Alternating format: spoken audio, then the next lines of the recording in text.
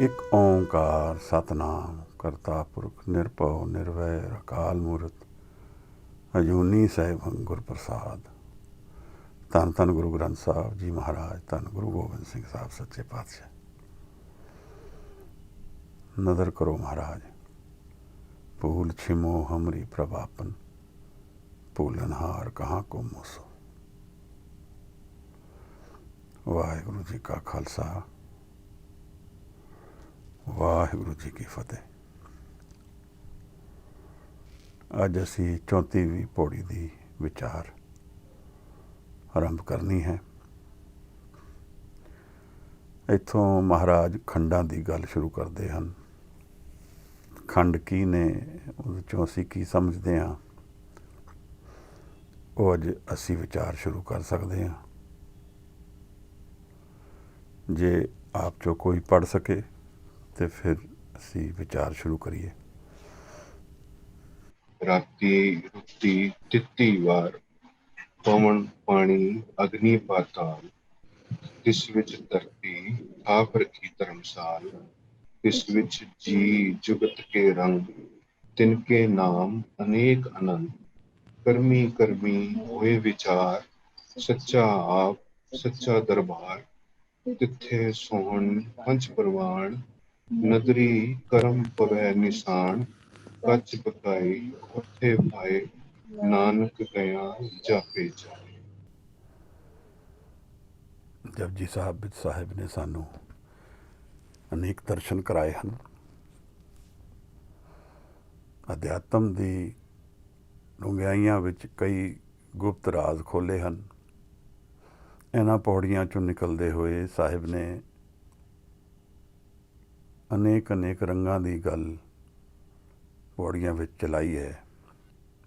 बेअंतता दी गल, निरंकार दी लगातार करते चलते हैं। अध्यात्म नूं समझा रहे हैं सानू। और हुण इन्हां 5 पौड़ियां विच इस तरह लगता है जिवें जपजी साहब की जो पिछली विचार हुई है उसका निचोड़ इन्हां पौड़ियां विच रखिया गया है।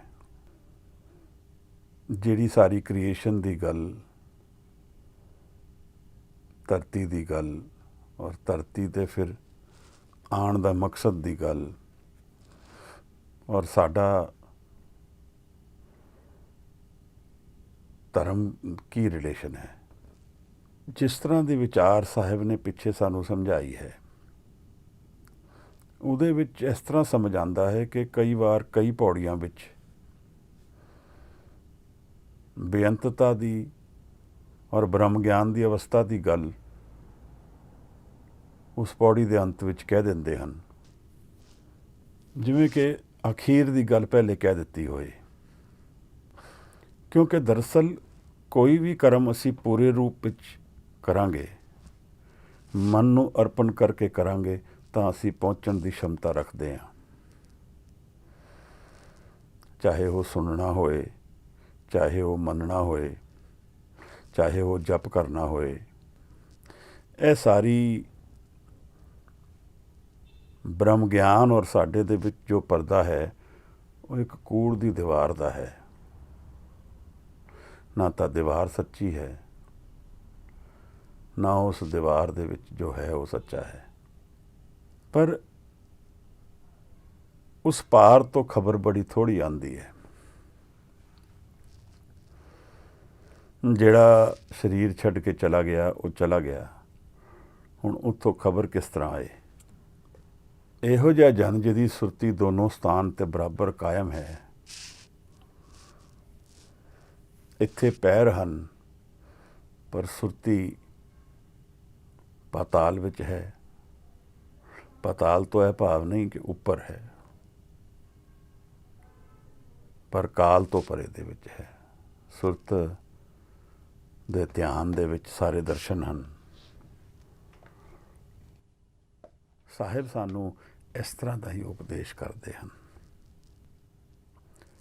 जिवें कि उधर खलो के नदी दे पार खलो के उस पार की खबर दसदे होण और नाल समझाते होण कि किवें उस तो पार उतरना है नदी तो। ਇਹ ਨਦੀ ਸਾਡਾ ਜੀਵਨ ਹੈ। ਇਸ ਜੀਵਨ ਵਿੱਚ ਜਾਂ ਤਾਂ ਅਸੀਂ ਬਹਿ ਜਾਵਾਂਗੇ ਨਦੀ ਨਾਲ, ਜਾਂ ਅਸੀਂ ਪਾਰ ਜਾ ਸਕਦੇ ਹਾਂ। ਇਸ ਪਾਰ ਜਿੱਥੇ ਅਸੀਂ ਖੜੇ ਹਾਂ, ਇੱਥੇ ਅਸੀਂ ਸਦਾ ਲਈ ਤੇ ਖੜੇ ਨਹੀਂ ਹਾਂ। ਇਸ ਪੌੜੀ ਵਿੱਚ ਇਹੀ ਸਾਹਿਬ ਸਮਝਾ ਰਹੇ ਹਨ ਕਿ ਇੱਕ ਮੌਕਾ ਮਿਲਿਆ ਹੈ। ਪਿੱਛੇ ਕੁਝ ਪੌੜੀਆਂ ਪਹਿਲਾਂ ਅਸੀਂ ਮਨ ਦੀ ਗੱਲ ਵਿਚਾਰੀ ਸੀ, ਅਤੇ ਉਹਦੇ ਵਿੱਚ ਇਹ ਵਿਚਾਰ ਉੱਠੀ ਸੀ ਕਿ ਮਨ ਦੇ ਅੰਦਰ ਹੀ ਮਨ ਦੇ ਕਰਮਾਂ ਦਾ ਰਿਕਾਰਡ ਹੈ। ਕੁਝ ਇਹੋ ਜਿਹੀ ਗੱਲ ਇਸ ਪੌੜੀ ਵਿੱਚ ਵੀ ਸਾਹਿਬ ਕਰ ਰਹੇ ਹਨ। ਮੈਨੂੰ ਜ਼ਿਆਦਾ ਦੂਰ ਨਹੀਂ ਜਾਣਾ, ਮੇਰੇ ਮਨ ਦੇ ਹਾਲਾਤ ਤੋਂ ਮੈਨੂੰ ਸਮਝ ਆ ਜਾਏਗਾ ਮੇਰੀ ਅਵਸਥਾ ਕੀ ਹੈ, ਜਾਂ ਸ਼ਾਇਦ ਨਾ ਵੀ ਸਮਝ ਆਏ, ਕਿਉਂਕਿ ਮੈਂ ਤਾਂ ਸਿਰਫ ਹੰਕਾਰ ਰੂਪੀ ਮਨ ਨੂੰ ਜਾਣਦਾ ਹਾਂ। ਉਸ ਤੋਂ ਪਾਰ ਕਿਵੇਂ ਜਾਣਾ ਹੈ, ਜਾਂ ਉਸ ਤੋਂ ਪਾਰ ਮੈਂ ਕਿਤਨੀ ਜਲਦੀ ਜਾ ਸਕਦਾ ਹਾਂ, ਇਹ ਮੈਨੂੰ ਸਮਝ ਨਹੀਂ ਹੈ। ਕਈ ਵਾਰ ਮੈਂ ਹਨੇਰੇ 'ਤੇ ਖੜਾ ਪ੍ਰਕਾਸ਼ ਦੇ ਚਾਨਣ ਦੇ ਵਿੱਚ ਤੋਂ ਸਿਰਫ ਥੋੜ੍ਹੀ ਹੀ ਦੂਰ ਹੁੰਦਾ ਹਾਂ, ਪਰ ਮੈਂ ਪੂਰੇ ਹਨੇਰੇ ਵਿੱਚ ਰਹਿੰਦਾ ਹਾਂ। ਕਿਤਨਾ ਕੁ ਫਰਕ ਹੈ। ਇੱਕ ਹਨੇਰਾ ਕਮਰਾ ਹੋਏ ਔਰ ਬਾਹਰ ਪ੍ਰਕਾਸ਼ ਹੋਏ, ਕੇਵਲ ਇੱਕ ਦੀਵਾਰ ਦਾ ਫਰਕ ਹੈ।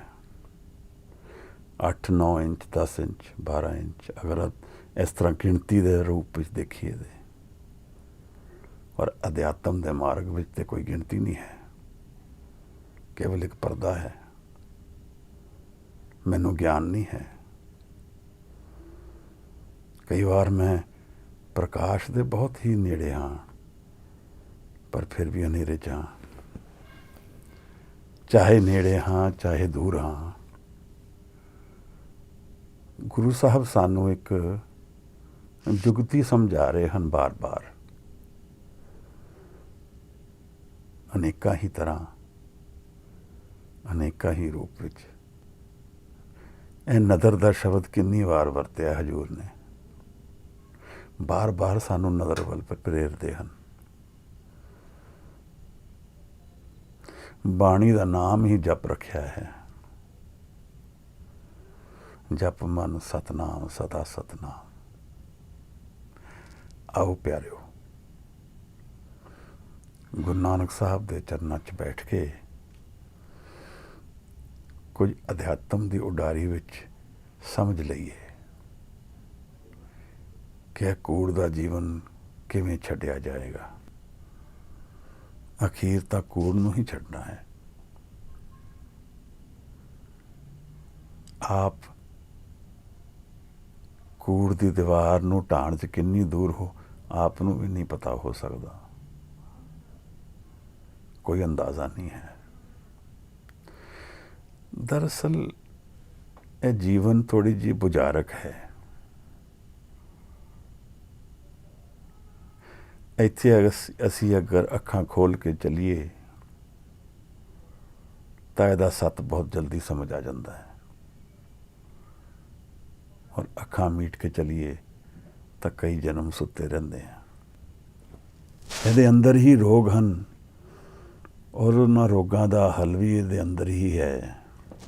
ਇੱਥੇ ਸਭ ਕੁਝ ਮਿਟ ਜਾਂਦਾ ਹੈ, ਕੁਝ ਵੀ ਨਹੀਂ ਮਿਟਦਾ। ਸਭ ਕੁਝ ਮਿਲ ਜਾਂਦਾ, ਕੁਝ ਵੀ ਨਹੀਂ ਮਿਲਦਾ। ਇੱਥੇ ਸਾਰਾ ਗਿਆਨ ਮਿਲ ਜਾਂਦਾ ਹੈ, ਫਿਰ ਵੀ ਅਧੂਰਾ ਹੈ ਇਨਸਾਨ। ਇੱਥੇ ਉਹ ਜੀਵਨ ਹੈ ਜਿਸ ਨੂੰ ਸਮਝ ਕੇ ਮੈਂ ਇਹਦੇ ਪਾਰ ਜਾ ਸਕਦਾ, ਬਿਨਾਂ ਸਮਝੇ ਵੀ ਪਾਰ ਜਾ ਸਕਦਾ। ਮੈਨੂੰ ਨਾ ਵੀ ਸਮਝ ਆਏ ਫਿਰ ਵੀ ਪਾਰ ਜਾ ਸਕਦਾ। ਮੈਨੂੰ ਸਮਝ ਆ ਜਾਏ ਫਿਰ ਵੀ ਪਾਰ ਜਾ ਸਕਦਾ। ਇਸ ਤਰ੍ਹਾਂ ਦੇ ਕੋਈ ਰੂਲਸ ਨਹੀਂ ਹਨ ਜਿਨ੍ਹਾਂ ਵਿੱਚ ਕੁਝ ਗਲਤ ਔਰ ਸਹੀ ਕਿਹਾ ਜਾ ਸਕਦਾ ਹੈ, ਪਰ ਫਿਰ ਰੂਲਸ ਹਨ ਵੀ। ਬਹੁਤ ਕੁਝ ਇਸ ਤਰ੍ਹਾਂ ਲੱਗਦਾ ਹੈ ਜਿਵੇਂ ਕੰਟਰਡਿਕਟਰੀ ਹੈ। ਇੱਕ ਬਾਂਹ ਫੜਦਾ ਹੈ ਆਪਣੇ ਸਿੱਖ ਦੀ ਗੁਰੂ, ਔਰ ਇਸ਼ਾਰਾ ਕਰਦਾ ਹੈ ਉਸ ਨੂੰ ਕਿ ਇਸ ਪਾਸੇ ਨੂੰ ਟੁਰ। ਉਸ ਵੇਲੇ ਸਿੱਖ ਨੂੰ ਕੁਛ ਨਹੀਂ ਪਤਾ ਹੈ, ਕੁਛ ਵੀ ਗਿਆਨ ਨਹੀਂ ਹੈ। ਕੇਵਲ ਇਹ ਗਿਆਨ ਹੋ ਸਕਦਾ ਹੈ ਕਿ ਇਹ ਮੇਰਾ ਗੁਰੂ ਹੈ, ਔਰ ਅਗਰ ਗੁਰੂ 'ਤੇ ਭਰੋਸਾ ਹੈ ਤਾਂ ਉਸ ਵੇਲੇ ਹਨੇਰੇ 'ਚ ਹੀ ਛਾਲ ਮਾਰੀ ਜਾ ਸਕਦੀ ਹੈ। ਕਿਵੇਂ ਜਾਣਾਂਗੇ? ਕਿਸ ਤਰ੍ਹਾਂ ਜੱਜ ਕਰਾਂਗੇ? ਕੋਈ ਜਨ ਆਪ ਨੂੰ ਮਿਲ ਜਾਏ ਕੱਲ, ਉਹ ਕਹੇ ਮੈਂ ਅਧਿਆਤਮ ਦੀ ਕੁੰਜੀ ਰੱਖਦਾ ਵਾਂ, ਇਸ ਮਾਰਗ 'ਤੇ ਇਸ ਤਰ੍ਹਾਂ ਤੁਰਨਾ ਹੈ। ਕਿਵੇਂ ਜਾਣਾਂਗੇ? ਇਹ ਬਾਣੀ ਜਿਹੜੀ ਗੁਰੂ ਨਾਨਕ ਸਾਹਿਬ ਸਾਨੂੰ ਪ੍ਰਗਟ ਕਰਦੇ ਹਨ, ਇਹਦੀ ਵਿਚਾਰ ਉੱਤਮ ਹੈ। ਇਸ ਦੀ ਵਿਚਾਰ ਨੂੰ ਜਾਣਨਾ ਮਨ ਸਾਧਿਆ ਜਾਂਦਾ ਹੈ। ਹਨੇਰੇ ਵਿੱਚ ਬਾਂਹ ਫੜਨ ਦਾ ਇੱਕ ਤਰੀਕਾ ਗੁਰੂ ਸਾਹਿਬ ਨੇ ਇਸ ਬਾਣੀ ਦਾ ਬਣਾਇਆ ਹੈ, ਜਿਹੜਾ ਕਾਲ, ਸਮੇਂ ਔਰ ਸਥਾਨ ਤੋਂ ਪਰੇ ਸਾਨੂੰ ਆ ਕੇ ਛੂਹ ਲੈਂਦੀ ਹੈ। ਪਰ ਛੂਹੇਗੀ ਉਤਨੀ ਹੀ ਜਿਤਨੀ ਅਸੀਂ ਇਹਨੂੰ ਛੂਹਣ ਦਿਆਂਗੇ। ਪਕੜੇਗੀ ਉਤਨੀ ਹੀ ਸਾਡੇ ਮਨ ਨੂੰ ਜਿਤਨਾ ਅਸੀਂ ਇਹਨੂੰ ਪਕੜਨ ਦਿਆਂਗੇ, ਜਿਤਨਾ ਸਾਡਾ ਭਰੋਸਾ ਹੋਏਗਾ, ਜਿਤਨਾ ਪ੍ਰੇਮ ਹੋਏਗਾ। ਗੁਰੂ ਤਾਂ ਪੂਰਨ ਹੈ, ਦਇਆ ਔਰ ਪ੍ਰੇਮ ਦਾ ਭਰਿਆ ਹੈ। ਦੂਸਰੇ ਦੇ ਦੁੱਖ ਨੂੰ ਦੇਖ ਕੇ ਗੁਰੂ ਖਲੋ ਜਾਂਦਾ ਹੈ। ਪਰ ਜਿਹੜਾ ਦੁਖੀ ਹੈ, ਕਿਆ ਉਹ ਦੁੱਖ ਨੂੰ ਛੱਡਣਾ ਚਾਹੁੰਦਾ ਹੈ ਕਿ ਨਹੀਂ? ਇਹ ਪ੍ਰਸ਼ਨ ਵੀ ਬੜਾ ਵੱਡਾ ਹੈ, ਕਿਉਂਕਿ ਦੁੱਖ ਦੇ ਕਾਰਨ ਕਈ ਨੇ, ਪਰ ਇੱਕ ਹੀ ਕਾਰਨ ਹੈ, ਮੇਰੇ ਹੰਕਾਰ ਦੇ ਕਾਰਨ ਮੈਂ ਦੁਖੀ ਹਾਂ। ਉਹ ਮੈਨੂੰ ਅਲੱਗ-ਅਲੱਗ ਰੂਪਾਂ ਵਿੱਚ ਆ ਕੇ ਮਿਲਦਾ ਹੈ ਦੁੱਖ, ਅਲੱਗ-ਅਲੱਗ ਸਮੱਸਿਆਵਾਂ ਦੇ ਸਾਹਮਣੇ ਆ ਕੇ ਖਲੋ ਜਾਂਦੀਆਂ ਹਨ ਮੇਰੇ। ਕਈ ਵਾਰ ਦਿਖਦਾ ਹੈ ਜੀਵਨ ਹੀ ਇਹਦੇ ਨਾਲ ਖਤਮ ਹੋ ਜਾਏਗਾ। ਕਈ ਵਾਰ ਦਿਖਦਾ ਹੈ ਇਹ ਹੱਲ ਨਾ ਹੋਇਆ ਤਾਂ ਮੈਂ ਨਹੀਂ ਰਵਾਂਗਾ, ਪਰ ਨਾ ਵੀ ਹੋਇਆ ਤਾਂ ਮੈਂ ਤਾਂ ਰਹਿੰਦਾ ਹਾਂ।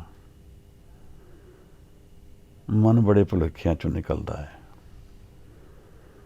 ਬੜੇ ਧੋਖਿਆਂ ਚੋਂ ਸਾਨੂੰ ਕੱਢਦਾ ਹੈ, ਝੂਠ ਨੂੰ ਵੀ ਸੱਤ ਬਣਾ ਦਿੰਦਾ ਹੈ, ਸਾਨੂੰ ਡਰਾਉਣ ਦੀ ਬੜੀ ਸ਼ਮਤਾ ਰੱਖਦਾ ਹੈ। ਇਹੋ ਜਿਹੇ ਮਾਹੌਲ ਵਿੱਚ ਇੱਕ ਸ਼ਕਤੀ ਜਿਹੜੀ ਸਾਡੇ ਨਾਲ ਖਲੋਈ ਹੈ, ਉਹ ਗੁਰੂ ਦੀ ਹੈ। ਪਰ ਗੁਰੂ ਨੂੰ ਅਸੀਂ ਕਿਤਨਾ ਜ਼ੋਰ ਦੀ ਪਕੜਦੇ ਹਾਂ, ਕਿਤਨੇ ਸੁੱਚੇ ਮਨ ਨਾਲ ਉਸ ਦੀ ਬਾਣੀ ਨੂੰ ਆਪਣੇ ਮਨ ਵਿੱਚ ਲੀਨ ਕਰ ਲੈਂਦੇ ਹਾਂ, ਕਿਤਨੀ ਇਕਾਗਰਤਾ ਵਿੱਚ ਮਨ ਡੁਬਕੀ ਲਗਾਉਂਦਾ ਹੈ ਇਸ ਪ੍ਰੇਮ ਵਿੱਚ। ਐਸੇ ਤੋਂ ਪਤਾ ਲੱਗੇਗਾ ਕਿ ਸਾਡੀ ਮਨ ਦੀ ਅਵਸਥਾ ਕੀ ਹੈ, ਕੱਲ ਅਸੀਂ ਕਿੱਧਰ ਜਾਵਾਂਗੇ। ਮੈਨੂੰ ਕੁਛ ਵੀ ਨਹੀਂ ਆਉਂਦਾ ਹੈ, ਪੁਕਾਰਨਾ ਆਉਂਦਾ ਹੈ। ਸਭ ਗੱਲ ਉੱਥੋਂ ਹੀ ਸ਼ੁਰੂ ਹੁੰਦੀ ਹੈ। ਜਿਸ ਨੂੰ ਸੱਚੇ ਦਿਲੋਂ ਗੁਰੂ ਨੂੰ ਪੁਕਾਰਨਾ ਆ ਗਿਆ, ਉਹਦੇ ਲਈ ਗੁਰੂ ਹਾਜ਼ਰ ਹੋ ਗਿਆ। ਭਾਵਨੀ ਭਗਤ ਪਾਏ, ਕੋਡੀ ਅਗਰ ਭਾਗ ਰਾਖੇ, ਤਾਹੇ ਗੁਰ ਸਰਬ ਨਿਦਾਨ ਦਾਨ ਦੇਤ ਹੈ। ਹਜੂਰ ਗੱਲ ਕੀ ਹੈ ਕਿ ਰੋਂਦੇ ਤਾਂ ਸਾਰੇ ਨੇ ਦੁਨੀਆ ਵਿੱਚ,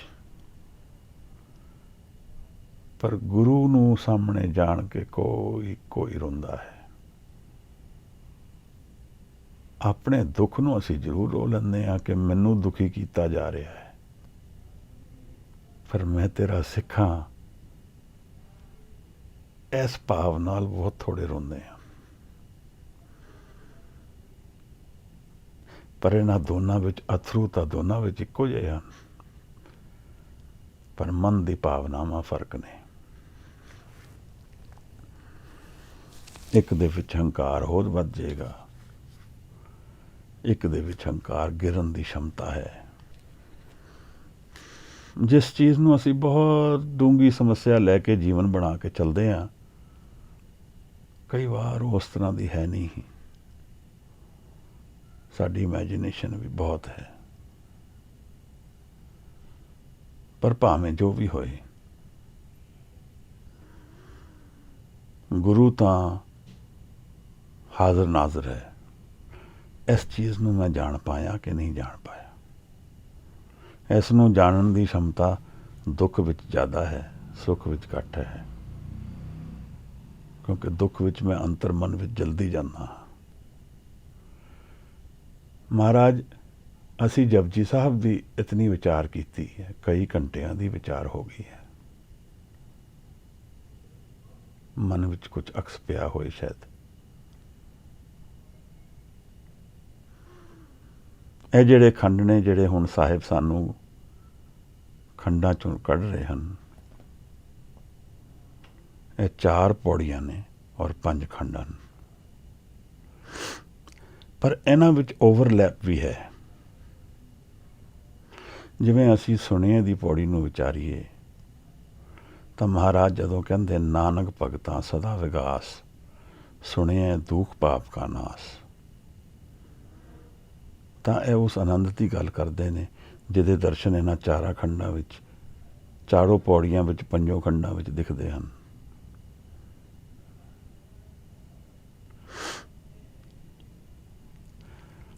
ਦਰਅਸਲ ਇਹ ਕ੍ਰੀਏਸ਼ਨ ਨੂੰ ਸਮਝਾ ਰਹੇ ਹਨ ਸਾਨੂੰ ਕਿ ਜਿਹੜੀ ਇਹ ਸਾਡਾ ਜਗਤ ਹੈ,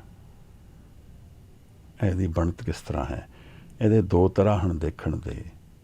ਇੱਕ ਤਾਂ ਜਿਸ ਤਰ੍ਹਾਂ ਦੁਨੀਆ ਚੱਲਦੀ ਹੈ ਬਾਹਰ ਮੁਖੀ, ਜੋ ਦ੍ਰਿਸ਼ਟਮਾਨ ਦੁਨੀਆ ਹੈ, ਔਰ ਇੱਕ ਮੇਰੇ ਮਨ ਦੇ ਨਾਲ ਕੀ ਰਿਲੇਸ਼ਨ ਹੈ ਧਰਮ ਦਾ। ਅਖੀਰ ਤੱਕ ਪਹੁੰਚਦੇ ਪਹੁੰਚਦੇ ਥੋੜ੍ਹੀ ਇਹ ਗੱਲ ਸਮਝ ਆ ਰਹੀ ਹੈ ਕਿ ਇਹ ਸਰੀਰ ਤਾਂ ਸੱਤ ਨਹੀਂ ਹੈ। ਇਸ ਸਰੀਰ ਦਾ ਕੋਈ ਬਹੁਤ ਜ਼ਿਆਦਾ ਭਰੋਸਾ ਨਹੀਂ ਕਰ ਸਕਦੇ ਹਾਂ।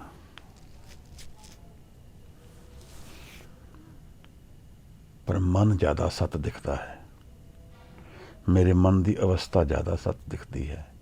ਭਾਵੇਂ ਉਹ ਦੁਖੀ ਹੋਏ, ਸੁਖੀ ਹੋਏ, ਵੰਡਿਆ ਹੋਏ, ਇਕਾਗਰ ਹੋਏ, ਜਿਸ ਤਰ੍ਹਾਂ ਦਾ ਵੀ ਹੋਏ, ਮੇਰਾ ਮਨ ਜਿਸ ਤਰ੍ਹਾਂ ਦਾ ਹੈ, ਮੈਂ ਉਹਨੂੰ ਉਸੇ ਤਰ੍ਹਾਂ ਜਾਣ ਕੇ ਉਹਦੇ 'ਚ ਉਤਰ ਜਾਂਦਾ ਹਾਂ। ਇਹ ਮੇਰਾ ਹੁਕਮ ਹੈ। ਮੇਰੇ ਲਈ ਗੁਰੂ ਦਾ ਹੁਕਮ ਮੇਰਾ ਮਨ ਹੈ। ਜੋ ਮੇਰੀ ਮਨ ਦੀ ਅੱਜ ਦੀ ਹਜ਼ੂਰੀ ਹੈ, ਉਹ ਅੱਜ ਦਾ ਮੇਰਾ ਹੁਕਮ ਹੈ। ਮੈਂ ਉਸ ਤੋਂ ਭੱਜ ਨਹੀਂ ਸਕਦਾ। ਕੋਈ ਪਾਣੀ ਵਿੱਚ ਡੁੱਬ ਰਿਹਾ ਹੋਏ ਔਰ ਉਹ ਕਹੇ ਨਹੀਂ ਮੈਂ ਡੁੱਬਦਾ ਨਹੀਂ ਹਾਂ, ਤਾਂ ਫਿਰ ਉਹ ਤਾਂ ਉਹਦੇ ਲਈ ਤਾਂ ਕੋਈ ਰਸਤਾ ਨਹੀਂ ਹੈ। ਉਹ ਤਾਂ ਟੈਨੀ ਨੂੰ ਵੀ ਨਹੀਂ ਫੜੇਗਾ। ਅਸੀਂ ਤਾਂ ਅਧਿਆਤਮ ਦੀ ਕੁੰਜੀਆਂ ਲੱਭਦੇ ਹਾਂ ਭਾਈ ਜੀ, ਜਿਹੜੀ ਇੱਥੇ ਇਸ ਧਰਤੀ 'ਚ ਰਹਿੰਦੇ ਹੋਏ ਗਗਨ ਦੇ ਦਰਸ਼ਨ ਕਰਾ ਦੇ। ਗਗਨ ਤੋਂ ਭਾਵ ਕੀ ਹੈ? ਅਸੀਮ ਦੁਨੀਆ ਦੇ, ਸਰੀਰ ਤੋਂ ਪਰੇ ਦੇ। 2 ਤਰ੍ਹਾਂ ਹਨ ਜੀਣ ਦੇ। ਇੱਕ ਸੈਲੀਬ੍ਰੇਸ਼ਨ ਵਿੱਚ ਅੰਤ ਆਏਗਾ ਔਰ ਇੱਕ ਭਟਕਣ ਵਿੱਚ ਆਏਗਾ। ਇਹ ਚੋਇਸ ਸਾਡੇ ਕੋਲ ਹੈ। ਅਸੀਂ ਕਿਹੜਾ ਮਾਰਗ ਫੜਨਾ ਹੈ, ਔਰ ਉਹਦੇ ਲਈ ਸ਼ੁਰੂਆਤ ਅੰਤਰ ਦੀ ਪੁਕਾਰ ਤੋਂ ਹੀ ਸ਼ੁਰੂ ਹੋਣੀ ਹੈ। ਸੁਣਨ ਤੋਂ ਸ਼ੁਰੂ ਹੋਣਾ ਹੈ। ਦਰਅਸਲ ਮੈਂ ਦੁਨੀਆ ਦੇ ਵਿੱਚ ਰਹਿੰਦੇ ਹੋਏ ਉਸ ਸੱਤ ਨੂੰ ਸੁਣਾ ਜੋ ਦੁਨੀਆ ਦਾ ਸੱਤ ਹੈ। ਐਕਸਪੀਰੀਅੰਸ ਕਰਾਂ। ਇੱਕ ਤਰ੍ਹਾਂ ਸੁਣਨ ਦਾ ਮਤਲਬ ਮੈਨੂੰ ਐਕਸਪੀਰੀਅੰਸ ਦਿਖਦਾ ਹੈ। ਜੋ ਅਸੀਂ ਅਲਾਉ ਕਰਦੇ ਹਾਂ, ਜੋ ਅਸੀਂ ਨਿਚੋੜਦੇ ਹਾਂ ਹਰ ਐਕਸਪੀਰੀਅੰਸ ਤੋਂ ਦੁਨੀਆ ਦੇ। ਮੈਨੂੰ ਕਿਸੇ ਨੇ ਧੋਖਾ ਦਿੱਤਾ ਤਾਂ ਉਹਦਾ ਇੱਕ ਤਰੀਕਾ ਹੈ, ਇਸ ਨੇ ਮੈਨੂੰ ਧੋਖਾ ਦਿੱਤਾ। ਪਰ ਸ਼ਾਇਦ ਇਹਦਾ ਹੋਰ ਤਰੀਕਾ ਵੀ ਹੋਏ ਦੇਖਣ ਦਾ ਕਿ ਦੁਨੀਆ ਵਿੱਚ ਤਾਂ ਧੋਖਾ ਹੀ ਮਿਲੇਗਾ। ਇੱਥੇ ਸੱਤ ਕੁਛ ਵੀ ਨਹੀਂ ਹੈ। ਇੱਥੇ ਮੈਂ ਵੀ ਧੋਖੇ ਵਿੱਚ ਹਾਂ। ਮੈਂ ਵੀ ਧੋਖਾ ਦਿੰਦਾ ਹਾਂ। ਦੁਨੀਆ ਵੀ ਧੋਖਾ ਦੇ ਰਹੀ ਹੈ। ਸੱਤ ਵਿੱਚ ਸਿਰਫ ਉਹੀ ਖੜਾ ਹੈ ਜਿਹੜਾ ਪਾਰ ਗਿਆ ਹੋਏ। ਗੁਰੂ ਨਾਨਕ ਸਾਹਿਬ ਦਾ ਵਾਹ ਵੀ ਉਸੇ ਨਾਲ ਹੈ, ਜਿਹੜਾ ਸੱਚ ਦਾ ਵਪਾਰੀ ਹੋਏ। ਇਸ ਬੋਡੀ ਵਿੱਚ ਧਰਮਖੰਡ ਦੀ ਗੱਲ ਚੱਲਦੀ ਹੈ, ਪਰ ਧਰਮ ਸ਼ਬਦ ਅਗਲੀ ਪੌੜੀ ਵਿੱਚ ਰੱਖਿਆ ਹੈ। ਧਰਮ ਸਥਾਨ ਦੇ ਰਹਿ ਕੇ ਅਗਰ ਮੈਂ ਧਰਮ ਸਮਝ ਲਿਆ ਤਾਂ ਮੈਂ ਸੱਚਖੰਡ ਪਹੁੰਚ ਸਕਦਾ ਹਾਂ। ਇਸ ਤਰ੍ਹਾਂ ਓਵਰਲੈਪ ਚੱਲਦਾ ਹੈ। ਸੱਚਖੰਡ ਕਮਾਉਣ ਵਾਲਾ ਵੀ ਧਰਮਖੰਡ ਨੂੰ ਜਾਣਦਾ ਹੈ ਪੂਰੀ ਤਰ੍ਹਾਂ, ਤਾਂ ਹੀ ਕਮਾਉਂਦਾ ਹੈ। ਖੰਡ 5 ਹਨ ਜਿਹੜੇ ਸਾਡੇ ਜੀਵਨ ਦੀ ਐਟੀਟਿਊਡ ਔਰ ਅਪਰੋਚ ਨੂੰ ਗਾਈਡ ਕਰਦੇ ਹਨ। ਇਹ ਸਮਝਾਉਂਦੇ ਹਨ ਕਿ ਮਨ ਦੀ ਬਿਰਤੀ ਕੀ ਹੋਣੀ ਚਾਹੀਦੀ ਹੈ। ਅਧਿਆਤਮ ਵੱਲ ਜਾਣ ਲਈ ਮਨ ਦੀ ਬਿਰਤੀ ਕੀ ਹੋਣੀ ਚਾਹੀਦੀ ਹੈ। ਅਸੀਂ ਕਿਸੇ ਪਹਾੜ ਨੂੰ ਫਤਿਹ ਕਰਨਾ ਹੈ ਤਾਂ ਟ੍ਰੇਨਿੰਗ ਲੈਣੀ ਪਏਗੀ, ਸਮਝਣਾ ਪਏਗਾ ਪਹਾੜ ਕਿਸ ਤਰ੍ਹਾਂ ਦਾ ਹੈ, ਕਿਹੋ ਜਿਹੇ ਪੱਥਰ ਨੇ, ਕਿਤਨੀ ਉਚਾਈ ਹੈ, ਗ੍ਰੇਡੀਅੰਟ ਕਿਸ ਤਰ੍ਹਾਂ ਦਾ ਹੈ। ਇਸੇ ਤਰ੍ਹਾਂ ਮਨ ਨੂੰ ਫਤਿਹ ਕਰਨਾ ਹੈ ਤਾਂ ਮਨ ਦੀ ਹਜ਼ੂਰੀ ਸਮਝਣੀ ਪਏਗੀ। ਮਨ ਕਿੱਥੇ ਹਾਜ਼ਰ ਹੈ, ਮਨ ਦੀ ਬਣਤ ਕੀ ਹੈ, ਇਹਦਾ ਸਟਰਕਚਰ ਕੀ ਹੈ। ਇੱਕ ਰੂਪ ਨਾਲ ਸਮਝ ਲਈਏ ਤਾਂ ਗਿਆਨ ਮਿਲ ਜਾਏਗਾ। ਇੱਕ ਰੂਪ ਨਾਲ ਕੁਝ ਵੀ ਸਮਝਣ ਦੀ ਲੋੜ ਨਹੀਂ ਹੈ। ਗੁਰੂ ਦੇ ਬਚਨ ਨੂੰ ਕਮਾ ਲਈਏ। ਬਾਰ-ਬਾਰ ਇੱਕੋ ਬਚਨ ਗੁਰੂ ਕਹੀ ਜਾਂਦਾ ਹੈ। ਇੱਕ ਸਿੱਖ ਬੈਠਾ ਇੱਕ ਓਮਕਾਰ ਤੋਂ ਹੀ ਸਮਝ ਗਿਆ, ਮਨ ਉਸ ਪਾਸੇ ਟੁਰ ਗਿਆ। ਇੱਕ ਸਿੱਖ ਬੈਠਾ ਪੂਰੀ ਗੁਰੂ ਗ੍ਰੰਥ ਸਾਹਿਬ ਤੋਂ ਨਹੀਂ ਸਮਝਿਆ। ਇਹ ਤੇ ਸਾਨੂੰ ਦੇਖਣਾ ਹੈ ਕਿ ਅਸੀਂ ਕਿਤਨੀ ਜਲਦੀ ਸਮਝਦੇ ਹਾਂ।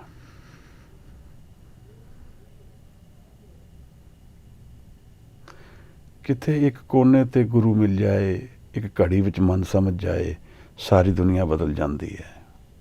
ਗੁਰੂ ਨੇ ਸਰੀਰਕ ਰੂਪੀ ਮਿਲਣ ਦੀ ਲੋੜ ਨਹੀਂ ਹੈ। ਗੁਰੂ ਨੂੰ ਮਿਲਣ ਦਾ ਮਤਲਬ ਹੈ ਕਿ ਮਨ ਮੇਰਾ ਹੁਣ ਇੱਕ ਚਾਹੋ ਵਿੱਚ ਆ ਗਿਆ ਕਿ ਮੈਂ ਸੁਣ ਲਵਾਂ ਦੁਨੀਆ ਦਾ ਸੱਤ ਕੀ ਹੈ। ਮੰਨਣ ਕਰਾਂ, ਇੱਥੇ ਮੰਨ ਕੇ ਕੁਝ ਕਮਾ ਲਵਾਂ। ਅਤੇ ਮਨ ਔਰ ਗੁਰੂ ਦਾ ਮਿਲਣ ਹੈ। ਸਰੀਰ ਦੀ ਇਹਦੇ ਵਿੱਚ ਇਤਨੀ ਹੀ ਲੋੜ ਹੈ ਜਿਤਨਾ ਨਿਰੰਕਾਰ ਨੇ ਸਾਨੂੰ ਹਨੇਰੇ ਵਿੱਚ ਜਨਮ ਬਖਸ਼ਿਆ ਹੈ, ਇੱਕ ਮੌਕਾ ਬਖਸ਼ਿਆ ਹੈ। ਗੋਬਿੰਦ ਮਿਲਣ ਕੀ ਇਹ ਤੇਰੀ ਬਰੀਆ, ਇਹ ਵਾਰੀ ਹੈ।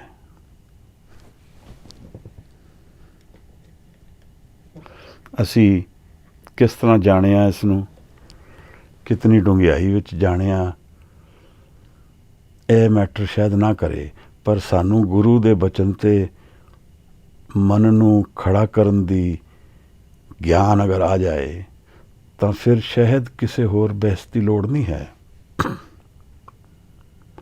बेद कतेब इफ्तरा पाई दिल का फिक्र न जाए, टुक दम करारी जो करे हाजिर हजूर खुदाए। मन नू खड़ा ही तो करना है।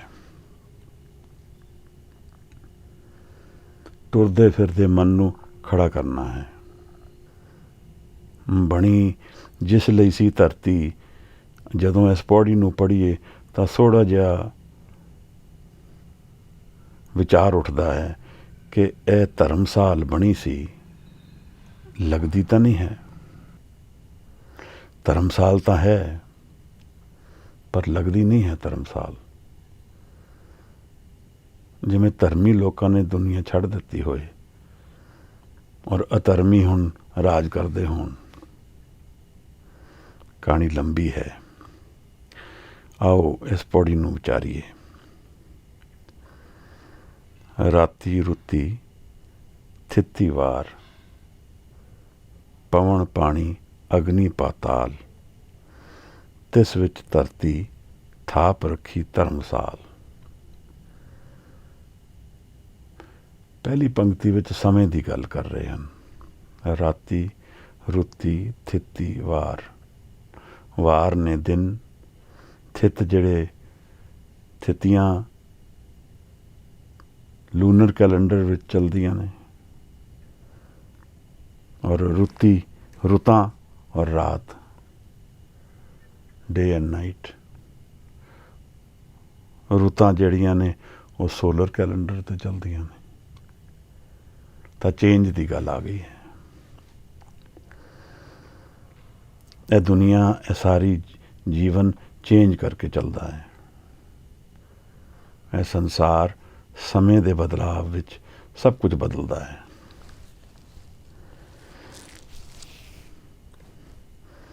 ਔਰ ਇਹ ਸਮੇਂ ਦਾ ਬਦਲਾਅ ਕਿੱਥੇ ਹੋ ਰਿਹਾ ਹੈ? ਪਵਨ ਪਾਣੀ ਅਗਨੀ ਪਾਤਾਲ। ਅੱਗ ਅੱਗ, ਪਾਣੀ ਹਵਾ, ਪਵਨ ਅੱਗ ਹਵਾ ਪਾਣੀ, ਅਗਨੀ ਅੱਗ ਤੇ ਪਾਤਾਲ। ਪਾਤਾਲ ਦਾ ਅਰਥ ਆਕਾਸ਼ ਤਾਂ ਨਹੀਂ ਹੈ, ਥੱਲੇ ਦੀ ਵੀ ਧਰਤੀ ਪਾਤਾਲ ਹੋਈ। ਇਹ ਹੁਣ ਸਪੇਸ ਦੀ ਗੱਲ ਹੋ ਗਈ, ਟਾਈਮ ਐਂਡ ਸਪੇਸ। ਸਮਾਂ ਬਣ ਗਿਆ, ਸਥਾਨ ਬਣ ਗਿਆ। ਕਿਸ ਕਾਰਨ ਬਣਿਆ? ਤਿਸ ਵਿੱਚ ਧਰਤੀ ਥਾਪ ਰੱਖੀ ਧਰਮਸਾਲ। ਧਰਮ ਨੂੰ ਕਮਾਉਣ ਦਾ ਇੱਕ ਸਥਾਨ ਬਣਾ ਦਿੱਤਾ, ਇੱਕ ਸਮੇਂ ਦੇ ਵਿੱਚ ਥਾਪ ਦਿੱਤਾ। ਜਿਵੇਂ ਕੋਈ ਵੱਡਾ ਸਾਨੂੰ ਖੇਡਣ ਦਾ ਸਥਾਨ ਬਣਾ ਕੇ ਦੇ ਔਰ ਕਹੇ ਕਿ ਤੁਸੀਂ ਇਹ ਸਿੱਖਣਾ ਹੈ, ਸਮਾਂ ਦੇ ਦਿੱਤਾ। ਦੁਨੀਆ ਧਰਮ ਨੂੰ ਕਮਾਉਣ ਦਾ ਇੱਕ ਸਮਾਂ ਹੈ, ਮੌਕਾ ਹੈ। ਧਰਮਸਾਲ ਦਾ ਅਰਥ ਇਹ ਵੀ ਨਿਕਲਦਾ ਹੈ ਸਦਾ ਲਈ ਨਹੀਂ ਹੈ। ਤਿਆਰੀ ਅੱਗੇ ਦੀ ਰੱਖਣੀ ਪਏਗੀ।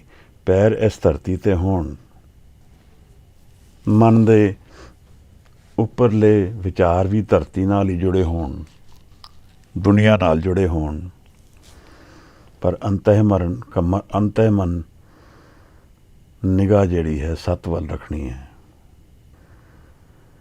ਧਰਮਸਾਲ ਵੱਲ ਉਤਾਰਿਆ ਹੈ ਸਾਨੂੰ ਧਰਮ ਦੀ ਕਮਾਈ ਕਰਨ ਲਈ। ਧਰਮ ਕੀ ਹੈ? ਅਨੇਕਾਂ ਹੀ ਪਾਪ ਬਣਦੇ ਹਨ ਧਰਮ ਤੋਂ। ਜਿਸ ਨੇ ਧਾਰਨ ਕੀਤਾ ਉਹ ਧਰਮ ਬਣਦਾ ਹੈ। ਇਸ ਤਰ੍ਹਾਂ ਦੇਖਿਆ ਜਾਏ ਤੇ ਜੋ ਕੋਈ ਕੁਝ ਧਾਰਨ ਕਰ ਲੇ, ਉਸ ਤਰ੍ਹਾਂ ਦਾ ਧਰਮ ਉਹਦਾ ਹੈ। ਸੂਰਜ ਨੇ ਧਾਰਨ ਕਰ ਲਿਆ ਕਿ ਉਸਨੇ ਨਿਊਕਲੀਅਰ ਐਨਰਜੀ ਲੱਗਣੀ ਹੈ ਔਰ ਉਸਨੇ ਅੱਗ ਬਲਣੀ ਹੈ, ਉਹਦਾ ਧਰਮ ਹੋ ਗਿਆ। ਨਿਆਏ ਵੀ ਧਰਮ ਬਣਦਾ ਹੈ। ਅਨੇਕਾਂ ਹੀ ਅਰਥ ਨੇ ਧਰਮ ਦੇ, ਪਰ ਮੈਂ ਦੋ ਪੱਖਾਂ ਵੱਲ ਆਪ ਨੂੰ ਲਿਜਾਵਾਂਗਾ। ਧਰਮ ਡਿਊਟੀ ਔਰ ਧਰਮ ਉਸ ਅਸਲ ਨੇਚਰ। ਔਰ ਇੱਕ ਧਰਮ ਨਵਾਂ ਮੈਂ ਆਪ ਨਾਲ ਛੇੜਨਾ ਚਾਹੁੰਦਾ ਹਾਂ,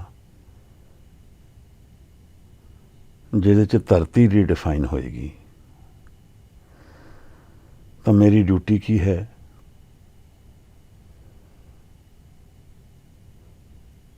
ਕਿਸੇ ਦੀ ਵੀ ਡਿਊਟੀ ਇਹ ਬਣਦੀ ਹੈ ਕਿ ਜੋ ਉਹ ਹੈ ਉਸ ਨੂੰ ਜਾਣੇ ਪਹਿਲੇ।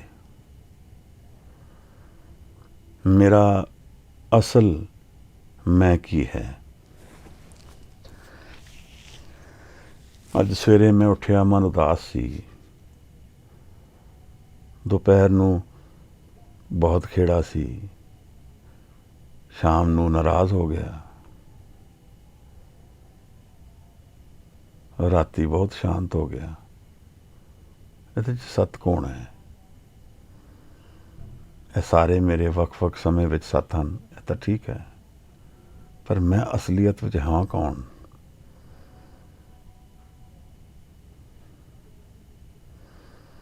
ਮੇਰੇ ਕੱਲ੍ਹ ਦਾ ਤੇ ਕੋਈ ਪਤਾ ਨਹੀਂ। ਇਹ ਜਿਹੜਾ ਮਨ ਨੂੰ ਜਿਹਦੇ 'ਚ ਮੈਂ ਜੀਨਾ ਹਾਂ, ਇਹ ਤੇ ਕਈ ਰੰਗ ਲੈਂਦਾ ਹੈ। ਪਰ ਅਸਲ ਵਿੱਚ ਮੈਂ ਅਗਰ ਮਨ ਨੂੰ ਟਟੋਲ ਕੇ ਦੇਖਾਂ ਤਾਂ ਉਹ ਮਨ ਕੀ ਹੈ, ਉਹਦਾ ਸੱਤ ਕੀ ਹੈ। ਮਹਾਰਾਜ ਗੱਲ ਕੀ ਹੈ ਕਿ ਇਹ ਮਨ ਸਾਡੀ ਧਰਤੀ ਹੈ ਕਮਾਈ ਕਰਨ ਦੀ।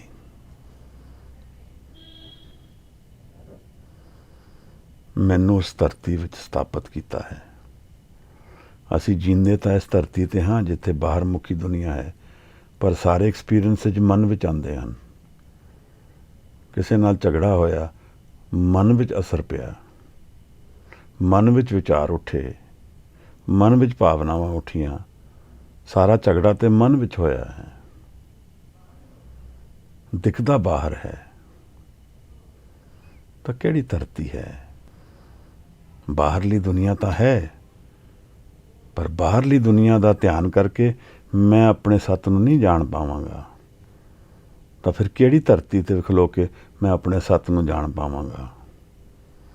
ਜਦ ਤੱਕ ਮੈਂ ਮਨ ਰੂਪੀ ਧਰਤੀ ਵਿੱਚ ਵਿਰਾਜਮਾਨ ਨਾ ਹੋਵਾਂ ਆਪ ਪਹਿਲਾਂ। ਮੈਨੂੰ ਇਹ ਸਮਝ ਆ ਜਾਏ ਕਿ ਮੇਰੇ ਸਾਰੇ ਜੀਵਨ ਦਾ ਜਿਹੜਾ ਸੈਂਟਰ ਹੈ ਉਹ ਮੇਰੇ ਮਨ ਵਿੱਚ ਹੀ ਚੱਲ ਰਿਹਾ ਹੈ। ਮਨ ਵਿੱਚ ਕੌਨਫਲਿਕਟ ਹੈ, ਮਨ ਡਿਵਾਈਡਡ ਹੈ, ਬਾਹਰ ਮੁਖੀ ਜੀਵਨ ਵਿੱਚ ਡਿਵੀਜ਼ਨ ਔਰ ਕੌਨਫਲਿਕਟ ਨਜ਼ਰ ਆਉਣਾ ਸ਼ੁਰੂ ਹੋ ਜਾਏਗਾ। ਮਨ ਵਿੱਚ ਆਨੰਦ ਹੈ, ਬਾਹਰ ਕੌਨਫਲਿਕਟ ਹੈ ਵੀ ਤਾਂ ਵੀ ਨਹੀਂ ਦਿਖੇਗਾ, ਦਿਖੇਗਾ ਤਾਂ ਵੀ ਅਸਰ ਨਹੀਂ ਕਰੇਗਾ। ਮੇਰਾ ਸੱਤ ਮੇਰੇ ਮਨ ਦਾ ਸੱਤ ਹੈ। ਮਨ ਮੇਰਾ ਕਿਸ ਰੰਗ ਵਿੱਚ ਰੰਗਿਆ ਹੋਇਆ ਹੈ, ਉਸ ਰੰਗ ਵਿੱਚ ਮੇਰਾ ਸੱਤ ਹੈ। ਅਗਰ ਮੈਂ ਇਸ ਮਨ ਨੂੰ ਕਿਸੇ ਵਸਤੂ, ਸਥਾਨ, ਕਿਸੇ ਜਨ ਨਾਲ ਜੋੜ ਦੇਵਾਂ ਤਾਂ ਜਿਸ ਤਰ੍ਹਾਂ ਜੋੜਾਂਗਾ ਉਸ ਤਰ੍ਹਾਂ ਇਸ ਮਨ ਦਾ ਭਾਵ ਹੋ ਜਾਏਗਾ। ਇਹ ਮਨ ਦਾ ਆਪਣਾ ਅਸਲ ਤੱਤ ਉੱਪਰਲੇ ਪੱਖ ਵਿੱਚ ਕੁਝ ਵੀ ਨਹੀਂ ਹੈ। ਜਿਸ ਤਰ੍ਹਾਂ ਇੱਕ ਸ਼ੀਸ਼ੇ ਵਿੱਚ ਪ੍ਰਤੀਬਿੰਬ ਬਣਦਾ ਹੋਏ, ਅਸੀਂ ਸ਼ੀਸ਼ੇ ਵਿੱਚ ਜੋ ਦੇਖਾਂਗੇ ਉਹ ਦਿਖ ਜਾਏਗਾ। ਇਸ ਤਰ੍ਹਾਂ ਮਨ ਹੈ, ਜੋ ਪਾਵਾਂਗੇ ਉਹ ਨਜ਼ਰ ਆ ਜਾਏਗਾ। ਇਹ ਮਨ ਦੀ ਅਵਸਥਾ ਹੈ।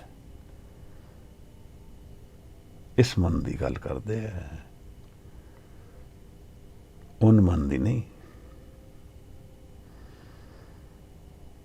ਧਰਤੀ ਮੇਰੀ ਕਿਹੜੀ ਹੈ ਜਿਹੜੀ ਮੈਂ ਬਣਾ ਲਵਾਂਗਾ? ਜੇ ਮੈਂ ਧਰਮ ਨੂੰ ਕਮਾ ਲਿਆ ਤਾਂ ਮੈਂ ਮਨ ਰੂਪੀ ਉਸ ਧਰਤੀ ਵਿੱਚ ਚਲਾ ਜਾਵਾਂਗਾ ਜਿੱਥੇ ਅਸਲ ਧਰਮ ਹੈ, ਜਿੱਥੇ ਟਰੁਥ ਰਿਜ਼ਾਈਡਸ, ਜਿੱਥੇ ਦੁਨੀਆ ਦਾ ਸੱਤ ਵਸਦਾ ਹੈ, ਦੁਨੀਆ ਦਾ ਆਨੰਦ ਵਸਦਾ ਹੈ, ਦੁਨੀਆ ਨਾਲ ਜੁੜ ਜਾਂਦੇ ਹਾਂ। ਇਹ ਉਹ ਧਰਮ ਦੀ ਧਰਤੀ ਹੈ ਮੇਰੀ। ਇਹ ਧਰਮ ਹੈ ਜਿਹੜਾ ਮੈਂ ਕਮਾਉਣਾ ਹੈ। ਇਹ ਮਨ ਰੂਪੀ ਧਰਤੀ ਹੈ ਜਿਹਦੇ ਵਿੱਚ ਮੈਂ ਕਮਾਉਣਾ ਹੈ। ਅਗਰ ਦੁਨੀਆ ਨੂੰ ਬਾਹਰ ਮੁਖੀ ਵੀ ਦੇਖ ਲਈਏ ਤਾਂ ਵੀ ਅੰਤਰ ਤੋਂ ਹੀ ਜਾਣਾ ਹੈ। ਤਾਂ ਇਹ ਆਪ ਨੂੰ ਮੈਂ ਡੂਅਲ ਡਾਇਮੈਂਸ਼ਨਸ ਵਿੱਚ ਦੱਸ ਰਿਹਾ ਹਾਂ ਕਿ ਫਿਜ਼ੀਕਲ ਡਾਇਮੈਂਸ਼ਨ ਵਿੱਚ ਅਸੀਂ ਮੰਨ ਲੈਂਦੇ ਹਾਂ ਕਿ ਪਵਨ, ਪਾਣੀ, ਅਗਨੀ, ਪਾਤਾਲ ਹੈ, ਪਰ ਅੰਤਰ ਦੀ ਡਾਇਮੈਂਸ਼ਨ ਵਿੱਚ ਮਨ ਜੋ ਹੈ ਉਸੇ ਤੋਂ ਮੈਂ ਸਾਰਾ ਕੁਝ ਜਾਣਨਾ ਹੈ, ਕਮਾਉਣਾ ਹੈ। ਉੱਥੇ ਹੀ ਮੈਂ ਘੜਨਾ ਹੈ, ਉੱਥੇ ਹੀ ਕਮਾਈ ਹੋਣੀ ਹੈ।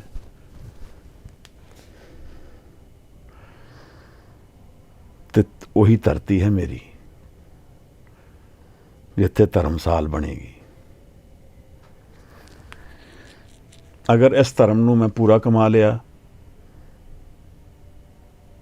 ਤਾਂ ਫਿਰ ਮੈਂ ਇੱਥੇ ਮੈਂ ਰੈਸਟ ਕਰ ਸਕਦਾ ਸਦਾ ਲਈ। ਮਨ ਪਾਵੋ ਵਿਸਰਾਮ।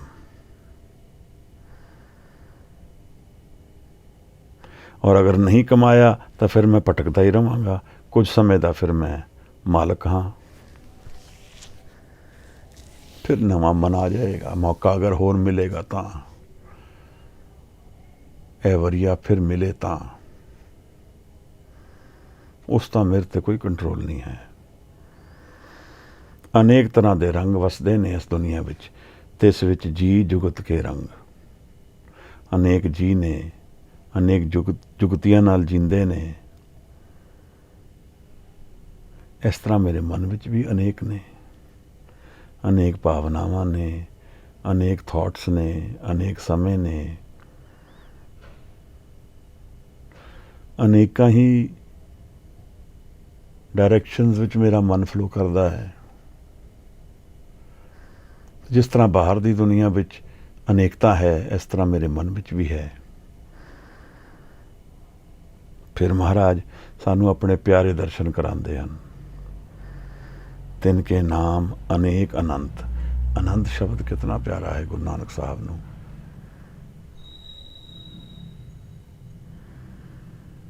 ਜਿਵੇਂ ਅਨੰਤਤਾ ਦੇ ਵਿੱਚ ਉਹਨਾਂ ਨੇ ਇੱਕ ਨੂੰ ਪਾਇਆ ਹੈ, ਇਸ ਅਨੰਤਤਾ ਦੇ ਵਿੱਚ ਉਹਨਾਂ ਨੇ ਨਿਰੰਕਾਰ ਨੂੰ ਸਮਝਿਆ ਹੋਏ। ਤਿੰਨ ਕੇ ਨਾਮ, ਉਹਨਾਂ ਦੇ ਕਈ ਨਾਂ ਨੇ, ਅਨੇਕ ਔਰ ਅਨੰਤ ਨੇ। ਕਰਮੀ ਕਰਮੀ ਹੋਏ ਵਿਚਾਰ। ਅਸੀਂ ਕੁਝ ਵੇਲੇ ਸਮੇਂ ਪਹਿਲੇ ਇਹ ਵਿਚਾਰ ਕੀਤੀ ਸੀ ਕਿ ਕਰਮ ਜਿਹੜੇ ਨੇ ਉਹਨਾਂ ਦਾ ਪ੍ਰਤੀਬਿੰਬ ਮਨ ਦੇ ਵਿੱਚ ਰਿਕਾਰਡ ਹੁੰਦਾ ਹੈ। ਕਰਮੀ ਕਰਮੀ ਹੋਏ ਵਿਚਾਰ, ਇਹ ਗੱਲ ਬਾਣੀ ਵਿੱਚ ਸਾਹਿਬ ਨੇ ਇੱਕ ਤੁਕ ਵਿੱਚ ਵੀ ਸਮਝਾਈ ਹੈ। ਇਹ ਹੁਣ ਯਾਦ ਆ ਜਾਏਗੀ ਮੈਨੂੰ ਵੈਸੇ ਤੇ। ਕਰਨੀ ਕਾਗਦ ਮਨ ਮਸਾਵਣੀ, ਬੁਰਾ ਭਲਾ ਦੋਏ ਲੇਖ ਪਿਆ, ਮਨ ਵਿੱਚ ਵਸਾਵਣੀ। ਕਾਗਜ਼ ਜਿਹੜਾ ਹੈ ਉਹ ਮੇਰੀ ਕਰਨੀ ਕਾਗਜ਼ ਦੇ ਰੂਪ ਵਿੱਚ ਮਨ ਵਿੱਚ ਵਸ ਜਾਂਦਾ ਹੈ। ਇਹ ਮੇਰਾ ਬੈਗੇਜ ਹੈ। ਇਸ ਮਨ ਦਾ ਜਿਹੜਾ ਬਦਲੀ ਹੁੰਦਾ ਮਨ ਹੈ, ਜਿਉਂ ਜਿਉਂ ਕਿਰਤ ਚਲਾਏ ਤਿਉਂ ਚਲੀਏ, ਤਉ ਗੁਣ ਨਾਹੀਂ ਅੰਤ ਹਰੇ। ਜਿਹੜੀ ਜਿਹੜੀ ਕਿਰਤ ਅਸੀਂ ਕਰਦੇ ਹਾਂ ਉਸ ਤਰ੍ਹਾਂ ਸਾਡਾ ਜੀਵਨ ਢਲਦਾ ਜਾਂਦਾ ਹੈ। ਅਸੀਂ ਪਹਿਲੇ ਵਿੱਚ ਵਿਚਾਰੀ ਸੀ ਡੈਸਟਨੀ ਦੀ ਗੱਲ, ਉਹਦੇ ਵਿੱਚ ਵੀ ਇਹੀ ਕੁਝ ਵਿਚਾਰ ਸੀ। ਕਰਨੀ ਕਾਗਦ ਮਨ ਸਮਾਵਣੀ, ਬੁਰਾ ਭਲਾ ਦੋਏ ਲੇਖ ਪਏ। ਸੌਖਾ ਤਰੀਕਾ ਹੈ ਸਮਝਣ ਦਾ। ਲੋਕੀ ਕਹਿੰਦੇ ਕਿੱਥੇ ਰਿਕਾਰਡ ਹੈ। ਇਹ ਧਰਮਸਾਲ ਦੀ ਖੇਡ ਹੈ। ਜੋ ਅਸੀਂ ਧਰਮ ਵਿੱਚ ਕਮਾਈ ਕੀਤੀ ਜਾਂ ਨਹੀਂ ਕੀਤੀ, ਉਹ ਮੇਰੇ ਮਨ ਦੇ ਵਿੱਚ ਹੁਣ ਬਦਲਾਵ ਆ ਗਏ ਉਸ ਤਰ੍ਹਾਂ ਦੇ। ਇਸ ਤਰ੍ਹਾਂ ਅਸੀਂ ਦੇਖੀਏ ਤਾਂ ਜੋ ਜੋ ਅਸੀਂ ਜਿਸ ਵਸਤੂ ਦਾ ਧਿਆਨ ਕੀਤਾ ਹੈ, ਜਾਂ ਜਿੱਥੇ ਜਿੱਥੇ ਸਾਡਾ ਧਿਆਨ ਗਿਆ, ਜਾਂ ਜੋ ਜੋ ਸਾਡੇ ਕਰਮ ਹੋਏ, ਜੋ ਜੋ ਭਾਵਨਾਵਾਂ ਨਾਲ ਕਰਮ ਕੀਤੀਆਂ, ਸਭ ਦਾ ਪ੍ਰਤੀਬਿੰਬ ਸਾਡੇ ਮਨ ਦੇ ਅੰਦਰ ਹੈ। ਔਰ ਇਹ ਫਿਰ ਸਾਨੂੰ ਉਸੇ ਤਰ੍ਹਾਂ ਬਦਲ ਦਿੰਦਾ ਹੈ। ਇਸ ਮਨ ਨੂੰ ਬਦਲ ਦਿੰਦਾ ਹੈ ਜਿਹੜਾ ਉੱਪਰਲਾ ਬਦਲਦਾ ਮਨ ਹੈ। ਉਹ ਮਨ ਤਾਂ ਕਦੇ ਨਹੀਂ ਬਦਲਦਾ ਜਿਹਦੇ ਵਿੱਚ ਪ੍ਰਕਾਸ਼, ਚਾਨਣ, ਆਨੰਦ ਹੈ। ਤਾਂ ਧਰਮ ਦੀ ਗੱਲ ਗੁਰੂ ਸਾਹਿਬ ਸਾਨੂੰ ਕਰਦੇ ਹਨ। ਆਸਾ ਦੀ ਵਾਰ ਵਿੱਚ ਐਸੇ ਦੀ ਗੱਲ ਸਮਝਾਉਂਦੇ ਹਨ ਸਾਨੂੰ। ਸਰਬ ਸ਼ਬਦੰ ਏਕ ਸ਼ਬਦੰ, ਜੇ ਕੋ ਜਾਣੇ ਪਿਓ, ਨਾਨਕ ਤਾਕਾ ਦਾਸ ਹੈ, ਸੋਈ ਨਿਰੰਜਨ ਦਿਓ। ਕਿ ਦੁਨੀਆ ਵਿੱਚ ਧਰਮ ਇੱਕੋ ਹੀ ਹੈ। ਅਸੀਂ ਵੱਖ-ਵੱਖ ਧਰਮਾਂ ਵਿੱਚ ਦੁਨੀਆ ਵੰਡ ਦਿੱਤੀ, ਪਰ ਅਸਲ ਵਿੱਚ ਧਰਮ ਇੱਕੋ ਹੀ ਹੈ।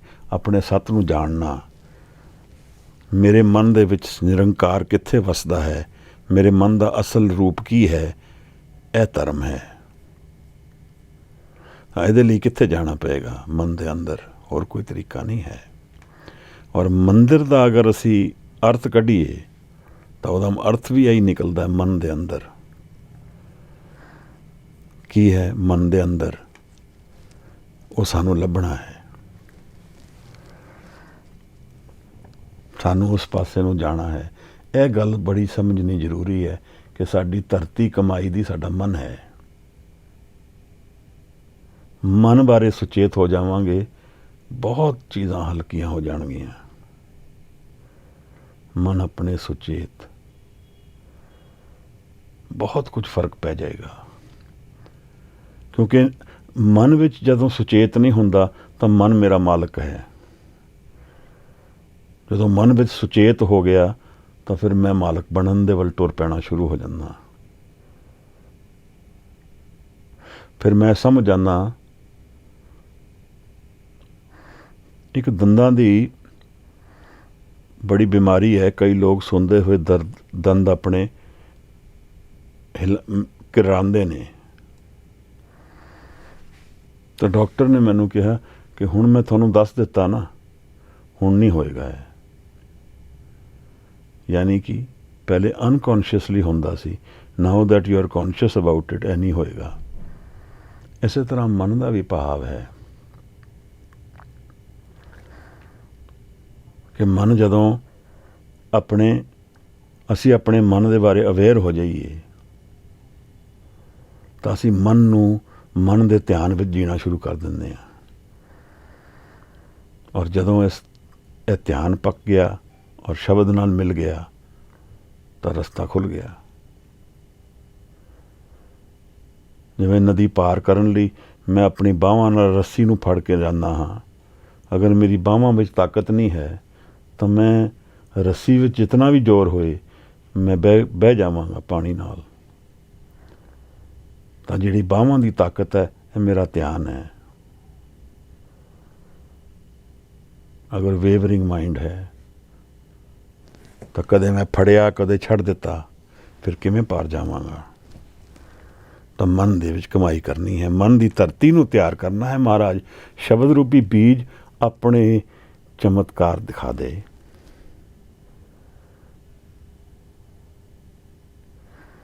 ਫਿਰ ਸ਼ਬਦ ਦੀ ਕਮਾਈ ਦੀ ਚਮਤਕਾਰ ਦਿਖਦੀ ਹੈ ਜਦੋਂ ਮਨ ਤਿਆਰ ਹੋ ਜਾਂਦਾ ਹੈ।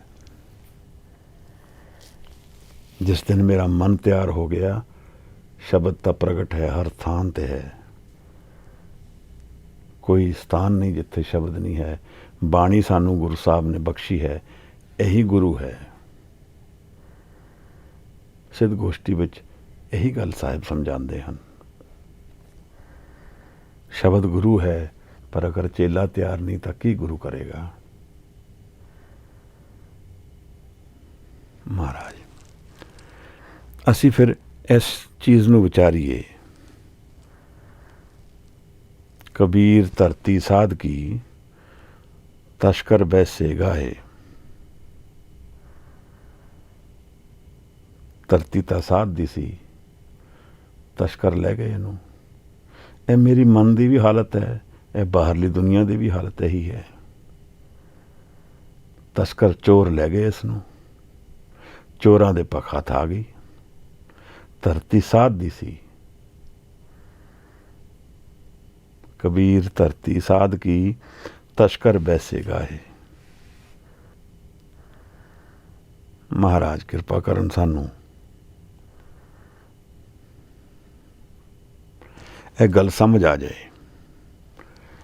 ਫਿਰ ਸਾਹਿਬ ਸਾਨੂੰ ਦੱਸਦੇ ਹਨ, ਤਿਨ ਕੇ ਨਾਮ ਅਨੇਕ ਅਨੰਤ, ਕਰਮੀ ਕਰਮੀ ਹੋਏ ਵਿਚਾਰ। ਇਹ ਕਰਮਾਂ ਦੇ ਆਧਾਰ 'ਤੇ ਫਿਰ ਸਾਡਾ ਸੰਸਕਾਰ ਚੱਲਦੇ ਹਨ, ਸਾਡਾ ਮਨ ਚੱਲਦਾ ਹੈ, ਸਾਡਾ ਜੀਵਨ ਚੱਲਦਾ ਹੈ। ਇਹ ਤੱਤ ਬਣ ਜਾਂਦਾ ਸਾਡੇ ਕਰਮ। ਪਰ ਉਹਦਾ ਦਰਬਾਰ ਸੱਚਾ ਹੈ। ਹੁਣ ਉਸ ਮਨ ਦੀ ਗੱਲ ਹੋ ਗਈ ਹੈ। ਇਸੇ ਧਰਤੀ ਵਿੱਚ ਦੂਸਰੀ ਧਰਤੀ ਹੈ ਜਿਹੜਾ ਮਨ ਕਦੇ ਨਹੀਂ ਬਦਲੇਗਾ, ਜਿੱਥੇ ਉਹ ਵਿਰਾਜਮਾਨ ਹੈ ਸੱਚਾ ਆਪ, ਸੱਚਾ ਦਰਬਾਰ। ਇਸੇ ਤਰ੍ਹਾਂ ਦਰਬਾਰ ਸਾਹਿਬ ਕਿਹਾ ਸੀ। ਹਰਿਮੰਦਰ ਸਾਹਿਬ ਨੂੰ ਦਰਬਾਰ ਸਾਹਿਬ ਕਹਿੰਦੇ। ਉਹਦਾ ਦਰਬਾਰ ਸੱਚਾ ਹੈ। ਸਾਰੀ ਦੁਨੀਆ ਉਹਦਾ ਦਰਬਾਰ ਹੈ। ਮੇਰਾ ਮਨ ਵੀ ਅੰਤःਕਰਨ ਵਿੱਚ ਉਹਦਾ ਹੈ, ਮੇਰਾ ਨਹੀਂ ਹੈ। ਉੱਥੇ ਮੈਂ ਹੈ ਹੀ ਨਹੀਂ, ਉਹੀ ਹੈ।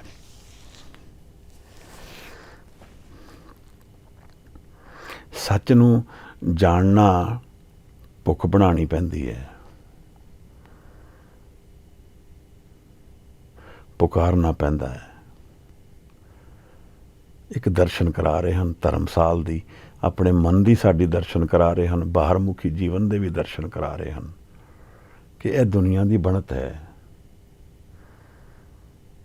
ਸ਼ੁਰੂਆਤ ਕਿੱਥੋਂ ਹੋਏਗੀ ਇਹਦੀ?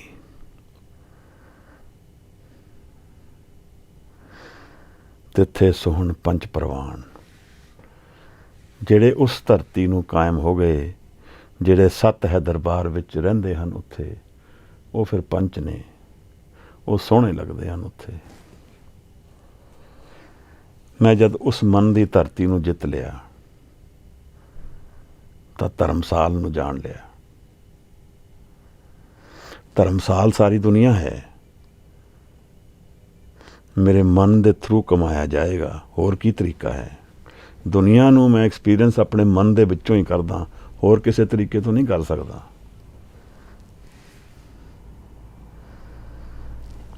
ਪਰ ਜੀਵਨ ਜਿਹੜਾ ਹੈ, ਇਹ ਧਰਮਸਾਲ ਦੇ ਵਿੱਚ ਅਸੀਂ ਆਏ ਹੋਏ ਹਾਂ। ਇਹ ਮੇਰਾ ਮਨ ਧਰਮਸਾਲ ਚੋਂ ਨਿਕਲ ਰਿਹਾ ਹੈ।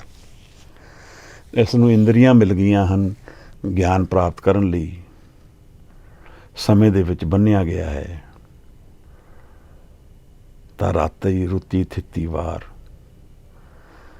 ਇਹ ਜੋ ਮੈਂ ਵਿਚਰਦਾ ਵਾਂ ਸਾਰਾ, ਇਹ ਸਭ ਮੇਰੇ ਮਨ ਦੇ ਵਿੱਚ ਹੀ ਪ੍ਰਤੀਬਿੰਬ ਪੈਂਦਾ ਹੈ ਨਾ। ਜੋ ਵੀ ਮੈਂ ਦੇਖਦਾ ਵਾਂ, ਜੋ ਵੀ ਮੈਂ ਕਰਦਾ ਹਾਂ, ਜਿੱਥੇ ਵੀ ਮੈਂ ਜਾਂਦਾ ਹਾਂ, ਜਿਨ੍ਹਾਂ ਨਾਲ ਵੀ ਮੇਰੀ ਰਿਸ਼ਤੇਦਾਰੀ ਹੈ ਕਿਸੇ ਵੀ ਰੂਪ ਵਿੱਚ, ਉਹ ਸਾਰੇ ਦਰਸ਼ਨ ਮੇਰੇ ਮਨ ਵਿੱਚ ਨੇ। ਮਹਾਰਾਜ ਕਹਿੰਦੇ ਨੇ ਤਿੱਥੇ ਸੋਹਣ ਪੰਜ ਪ੍ਰਵਾਨ।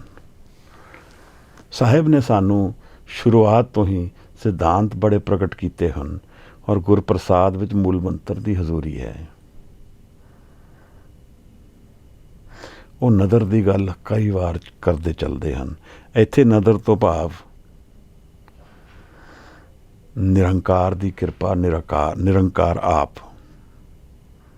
ਨਦਰ ਕਰਨ ਵਾਲਾ, ਕਰਮ ਪਵੇ ਨਿਸ਼ਾਨ। ਉਹਦਾ ਕਰਮ ਜੋ ਹੈ ਉਹ ਨਿਸ਼ਾਨ ਹੈ।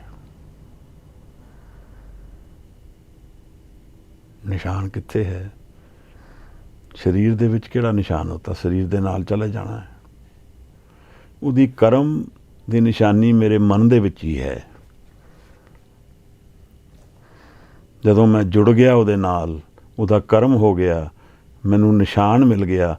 ਨਿਸ਼ਾਨ ਨਾਮ ਹੈ, ਨਿਸ਼ਾਨ ਪ੍ਰੇਮ ਹੈ, ਨਿਸ਼ਾਨ ਜੋਤ ਹੈ, ਨਿਸ਼ਾਨ ਆਨੰਦ ਹੈ। ਜਦੋਂ ਉਹਦਾ ਕਰਮ ਹੋ ਗਿਆ, ਜਦੋਂ ਉਹਦੇ ਦਰਸ਼ਨ ਹੋ ਜਾਣ, ਉਸ ਮਨ ਦੇ ਸੱਤ ਦੇ ਵਿੱਚ ਹੀ ਜਾਣਿਆ ਜਾਏਗਾ ਕਿਸ ਨੇ ਕਮਾਈ ਕੀਤੀ ਹੈ, ਕਿਸ ਨੇ ਨਹੀਂ ਕੀਤੀ ਹੈ। ਬਾਹਰ ਨਹੀਂ ਜਾਣਿਆ ਜਾ ਸਕਦਾ। ਬਾਹਰ ਤਾਂ ਚੋਗੇ ਪਾ ਕੇ ਚਮਕ ਦਮਕ ਵਿੱਚ ਸਭ ਕੁਝ ਰੁਲ ਜਾਂਦਾ ਹੈ। ਨਾ ਹੀ ਸਾਡੇ ਕੋਲ ਮੀਟਰ ਹੈ। ਕੋਈ ਮੀਟਰ ਤਾਂ ਹੋਏ ਜਿਹਦੇ ਨਾਲ ਨਾਪ ਸਕੀਏ ਕੌਣ ਕੱਚਾ ਤੇ ਕੌਣ ਪੱਕਾ। ਕੁਛ ਨਹੀਂ ਕਹਿ ਸਕਦੇ, ਕਿਉਂਕਿ ਸਾਨੂੰ ਆਪ ਗਿਆਨ ਨਹੀਂ ਹੈ। ਪਰ ਮਨ ਦੀ ਅਵਸਥਾ ਵਿੱਚ ਸਭ ਜਾਣਿਆ ਜਾਂਦਾ ਹੈ ਕੌਣ ਕੱਚਾ ਹੈ, ਕੌਣ ਪੱਕਾ ਹੈ।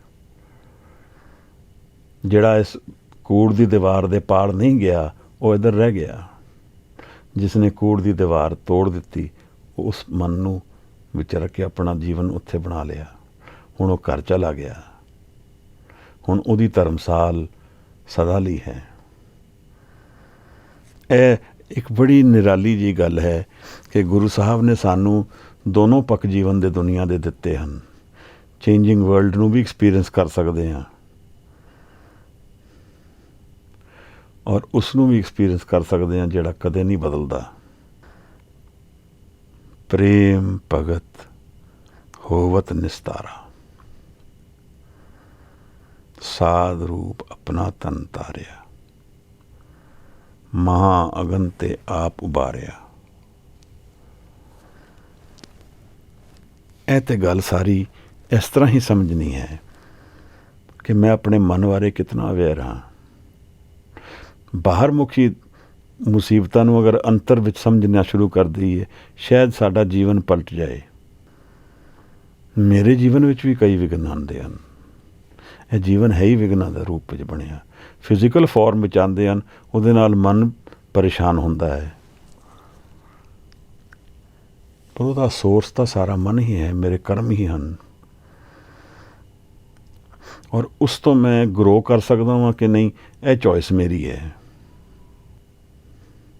ਗੱਲ ਕੀ ਹੈ ਕਿ ਉਸ ਦੁਨੀਆ ਦੀ ਹਵਾ ਕੁਝ ਹੋਰ ਤਰ੍ਹਾਂ ਦੀ ਹੈ। ਆਗੇ ਚੱਲਣ ਔਰ ਹੈ ਭਾਈ, ਉਹਾਂ ਕਾਮ ਨਾ ਆਇਆ। ਇਹੋ ਜਿਹਾ ਕੰਮ ਜੋ ਅਸੀਂ ਇੱਥੇ ਕਰਦੇ ਹਾਂ, ਦੁਨਿਆਵੀ ਕੰਮ ਨਹੀਂ, ਉੱਥੇ ਕੰਮ ਆਣੇ ਹਨ। ਤੁਸੀਂ ਉਹ ਪੜ੍ਹਨਾ ਜਿਹੜੀ ਮਾਰਕ ਜ਼ਕਰਬਰਗ ਦੀ ਡਾਇੰਗ ਲੈਟਰ ਹੈ, ਉਸਨੇ ਆਪਣੇ ਅਖੀਰਲੇ ਦਿਨਾਂ ਵਿੱਚ ਲਿਖੀ। ਬੜੀ ਨਿਰਾਸ਼ਤਾ ਵਾਲੀ ਚਿੱਠੀ ਹੈ। ਸਾਰੀ ਦੁਨੀਆ ਦਾ ਮਾਲਕ ਹੈ। ਐਪਲ ਕਿੰਨੀ ਵੱਡੀ ਕੰਪਨੀ ਹੈ, ਸਾਡੇ ਦੇਸ਼ ਦੇ ਬਰਾਬਰ ਦਾ ਟਰਨਓਵਰ ਹੈ, ਪਰ ਉਸ ਚਿੱਠੀ ਨੂੰ ਪੜ੍ਹੋ ਤਾਂ ਮਿਜ਼ਰੀ ਨਜ਼ਰ ਆਉਂਦੀ ਹੈ। ਮਿਜ਼ਰੇਬਲ ਪੇਨ ਦਿਖਦਾ ਹੈ ਬਹੁਤ ਜ਼ਿਆਦਾ, ਜਿਵੇਂ ਕਿਸੇ ਨੇ ਮੌਕਾ ਗਵਾ ਲਿਆ ਹੋਏ। ਅਸੀਂ ਵੀ ਮੌਕਾ ਗਵਾ ਰਹੇ ਹਾਂ, ਅਸੀਂ ਤਾਂ ਉਸ ਤੋਂ ਵੀ ਛੋਟੇ ਕਾਰਨਾਂ ਕਰਕੇ ਗਵਾ ਰਹੇ ਹਾਂ। ਕੋਈ ਨਾ ਕੋਈ ਕਾਰਨ ਸਾਡੇ ਸਾਹਮਣੇ ਖੜਾ ਹੈ, ਉਹਦੇ ਵਿੱਚ ਅਸੀਂ ਨਾਮ ਨੂੰ ਭੁੱਲ ਕੇ ਹੋਰ ਤਰ੍ਹਾਂ ਦੇ ਕਰਮ ਕਰਨ ਲੱਗ ਪੈਂਦੇ ਹਾਂ। ਕੋਈ ਵੀ ਕਾਰਨ ਹੋਏ, ਮੈਂ ਉਸ ਨੂੰ ਕਿਸੇ ਤਰ੍ਹਾਂ ਵੀ ਸਮਝਾਂ, ਪਰ ਅਗਰ ਮੈਨੂੰ ਨਾਮ ਤੋਂ ਕੋਈ ਚੀਜ਼ ਤੋੜਦੀ ਹੈ ਤਾਂ ਮੈਂ ਉਹਨੂੰ ਮੰਨ ਲਵਾਂ ਕਿ ਉਹ ਮੇਰੀ ਬੈਰੀ ਹੈ, ਭਾਵੇਂ ਉਹ ਚੰਗੀ ਹੋਏ ਮਾੜੀ ਹੋਏ। ਤਾਂ ਸਾਹਿਬ ਸਾਨੂੰ ਇਸੇ ਤਰ੍ਹਾਂ ਸਮਝਾਉਂਦੇ ਹਨ ਕਿ ਕੰਚਨ ਨੂੰ ਵੀ ਮੱਟੀ ਮੰਨ ਭਾਈ। ਸੱਤ ਦੇ ਸਾਹਮਣੇ ਸੋਨਾ ਵੀ ਮੱਟੀ ਹੈ। ਮੈਂ ਨਹੀਂ ਕਹਿ ਰਿਹਾ ਆਪ ਨੂੰ ਕਿ ਆਪ ਆਪਣਾ ਸੋਨਾ ਸਿੱਟ ਦਿਓ, ਮੈਂ ਨਹੀਂ ਕਹਿ ਰਿਹਾ। ਸੋਨਾ ਨੂੰ ਵਿਘਨ ਨਾ ਬਣਨ ਦੇਈਏ। ਸੋਨਾ ਹੈ ਕਿ ਨਹੀਂ ਹੈ ਰੈਲੇਵੈਂਟ ਨਹੀਂ ਹੁੰਦਾ, ਪਰ ਉਹ ਵਿਘਨ ਨਾ ਬਣ ਜਾਏ। ਸੋਨੇ ਦੀ ਭਾਲ ਵਿਘਨ ਬਣ ਗਿਆ ਜਾਂ ਸੋਨਾ ਹੋਣਾ ਵਿਘਨ ਬਣ ਗਿਆ, ਦੋਨੋਂ ਇੱਕੋ ਚੀਜ਼ਾਂ ਨੇ। ਮੇਰਾ ਮੁੱਖ ਉਸ ਪਾਸੇ ਨੂੰ ਹੈ ਔਰ ਮੈਂ ਉਸ ਨੂੰ ਆਪਣਾ ਆਨੰਦ ਜਾਣਦਾ। ਆਗੇ ਚੱਲਣ ਔਰ ਹੈ ਭਾਈ, ਉਹਾਂ ਕਾਮ ਨਾ ਆਇਆ।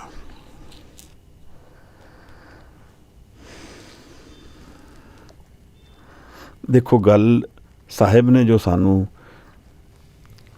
ਨਦਰ ਦੀ ਫਿਰ ਗੱਲ ਕੀਤੀ ਹੈ, ਨਦਰੀ ਕਰਮ ਪਵੇ ਨਿਸ਼ਾਨ।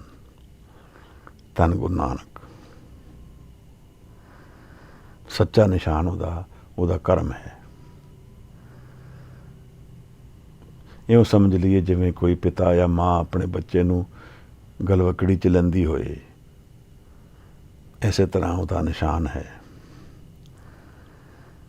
ਫਿਰ ਕੱਚ ਔਰ ਪਕਾਈ ਉੱਥੇ ਹੀ ਪਤਾ ਲੱਗੇਗਾ। ਜੋ ਮਨ ਦੀ ਮੇਰੀ ਅਵਸਥਾ ਹੈ, ਉਹਦੇ ਵਿੱਚ ਪਤਾ ਲੱਗੇਗਾ ਕੱਚਾ ਕੌਣ। ਔਰ ਇਹ ਮਨ ਦੀ ਅਵਸਥਾ ਨੂੰ ਜਾਣਨਾ ਸੌਖਾ ਨਹੀਂ ਹੈ।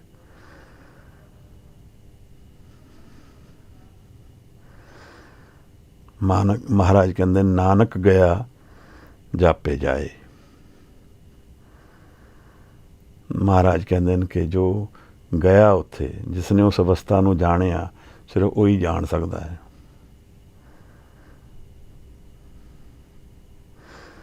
ਮਨ ਦੀ ਡੂੰਘਾਈ 'ਚ ਤਾਂ ਉਤਰੀਏ। ਧਰਮਸਾਲ ਤਾਂ ਉਹੀ ਹੈ।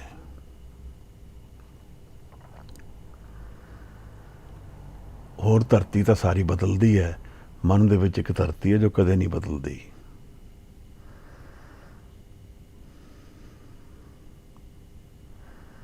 ਨਾਨਕ ਭਗਤਾਂ ਸਦਾ ਵਿਗਾਸ, ਸੁਣਿਐ ਦੁਖ ਪਾਪ ਕਾ ਨਾਸ। ਇਹ ਸਦਾ ਵਿਗਾਸ ਕਿਹੜੀ ਧਰਤੀ ਦੀ ਗੱਲ ਹੈ? ਇਸ ਧਰਤੀ ਦੀ ਗੱਲ ਨਹੀਂ ਜਿਹੜੀ ਬਾਹਰ ਮੁਖੀ ਹੈ, ਉਸ ਮਨ ਦੀ ਗੱਲ ਹੈ ਜੋ ਅੰਤਰਮੁਖੀ ਹੈ। ਧੰਨ ਗੁਰੂ ਨਾਨਕ ਸਾਹਿਬ ਸੱਚੇ ਪਾਤਸ਼ਾਹ ਮਹਾਰਾਜ। ਧਰਮ ਖੰਡ ਦੀ ਇਹ ਗੱਲ ਨਿਰਾਲੀ ਹੈ ਸਾਹਿਬ ਦੀ। ਅੱਗੇ ਹੋਰ ਖੰਡਾਂ ਦੇ ਦਰਸ਼ਨ ਕਰਾਂਗੇ, ਉਸ ਤੋਂ ਬਾਅਦ ਇੱਕ ਟਕਸਾਲ ਵਿੱਚ ਉਤਰ ਜਾਵਾਂਗੇ। ਜਿਵੇਂ ਕੋਈ ਮਾਸਟਰ ਆਪਣੇ ਬੱਚਿਆਂ ਨੂੰ ਆਖਰੀ ਲੈਸਨ ਦਿੰਦਾ ਹੋਏ।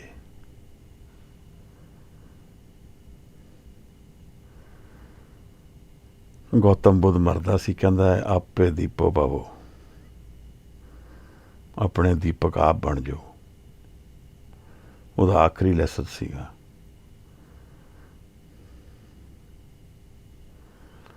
ਗੁਰੂ ਨਾਨਕ ਸਾਹਿਬ ਦਾ ਸਾਡਾ ਪ੍ਰੇਮ ਸ਼ਬਦ ਦੇ ਰਸਤੇ ਤੋਂ ਹੈ। ਔਰ ਇੱਥੇ ਮੀਟਿੰਗ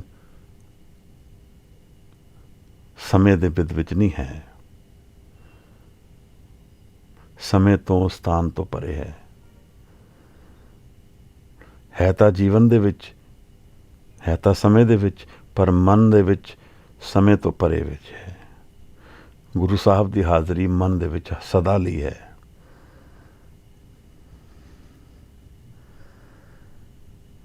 ਧਰਮਖੰਡ ਦੀ ਇਹ ਵਿਚਾਰ ਆਪ ਪ੍ਰਵਾਨ ਕਰਨਾ, ਭੁੱਲਾਂ ਚੁੱਕਾਂ ਦੀ क्षमा ਦੇਣਾ, ਸੁਧਾਰ ਕੋਈ ਕਰਨਾ ਚਾਹੇ ਤੇ ਜੀ ਆਇਆਂ ਨੂੰ। ਬਹੁਤ ਧੰਨਵਾਦ।